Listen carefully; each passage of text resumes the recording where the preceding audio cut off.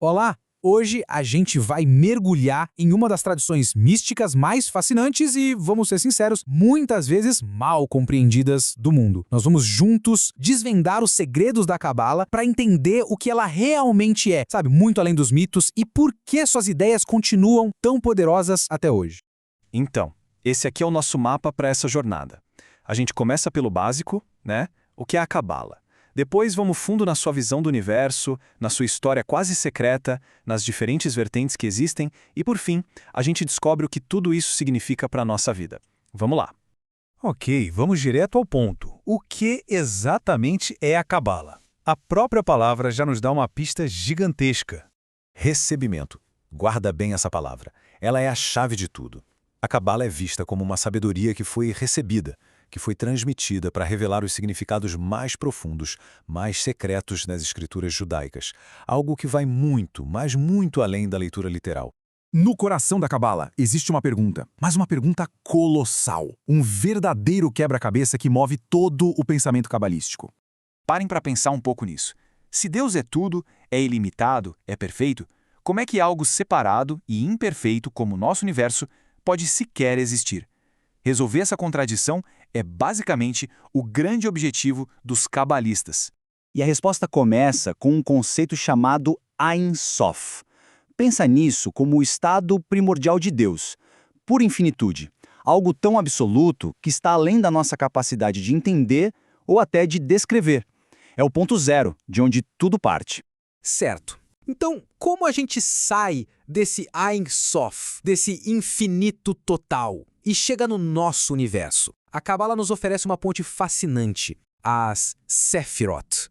O processo acontece em etapas. Primeiro, o infinito, o Ein Sof. Depois vem o Tzimtzum, que é como um ato de contração divina, sabe?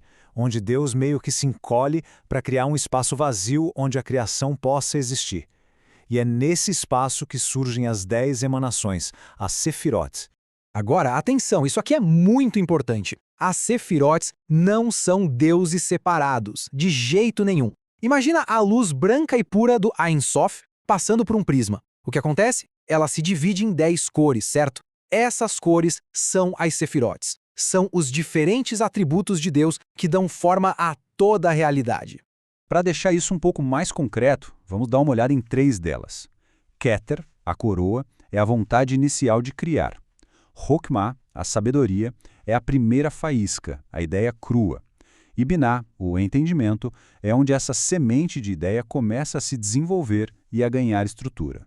Claro que esses conceitos místicos tão profundos não surgiram do nada, né? Eles têm uma história riquíssima e fascinante. Vamos ver como essa tradição foi evoluindo com o tempo. A Cabala, como a gente conhece hoje, floresceu lá na Europa medieval, mas o grande ponto de virada foi a composição do Zohar. Séculos depois, um místico chamado Isaac Luria, o Ari, simplesmente revolucionou o pensamento cabalístico, e as ideias dele se espalharam com força total graças ao movimento racídico.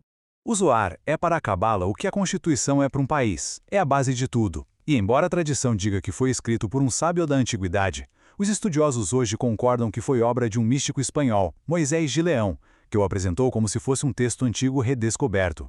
Ok, aqui a gente precisa fazer uma distinção muito, mas muito importante. A Cabala que a gente vê por aí na cultura pop nem sempre é a mesma que é praticada dentro do judaísmo.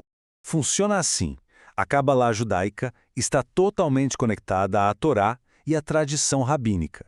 Mas, a partir da Renascença, pensadores cristãos e herméticos ficaram fascinados por ela e começaram a adaptar suas ideias, misturando com cristianismo, alquimia, magia, e acabaram criando tradições bem diferentes. E olha só, mesmo dentro da tradição judaica, não é uma coisa só. Existem abordagens diferentes. A teosófica, que é o foco principal do Zohar, quer entender como o divino funciona. A meditativa busca experiência direta, a união com Deus. E tem a prática, que é bem mais restrita e lida com rituais para influenciar a realidade. Depois de toda essa teoria, toda essa história, qual é a mensagem central para a vida humana? Por que tudo isso realmente importa para a gente? E aqui está o pulo do gato. A gente não é só espectador. Segundo a Cabala, cada ato, cada pensamento tem uma repercussão no cosmos. Nossas ações podem fortalecer ou a harmonia ou o caos. A gente se torna participante ativo na dinâmica do universo. E no centro de tudo isso, a força que tem o maior impacto positivo no universo é o amor.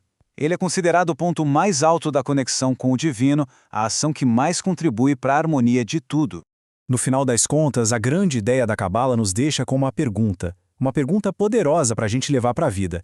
E se cada escolha nossa, por menor que pareça, não terminasse aqui, mas reverberasse por toda a estrutura da realidade?